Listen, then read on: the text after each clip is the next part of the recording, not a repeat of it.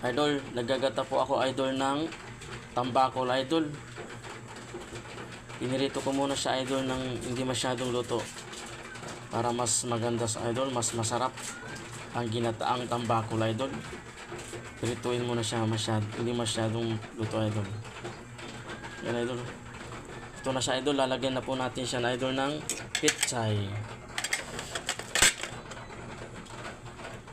Gulay niya idol, oh.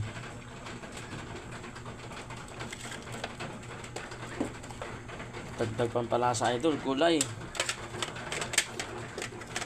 Healthy. Yummy.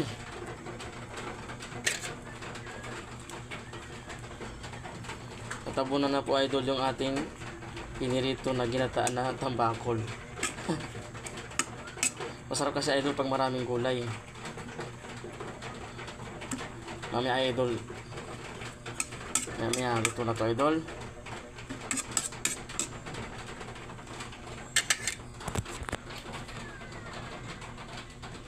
Kumukulo-kulo na idol, oh.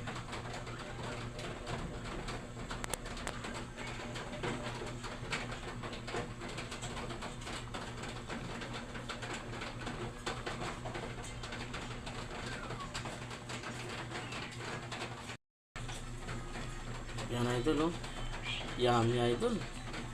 Luto na po ang aking ginataang tambakol idol.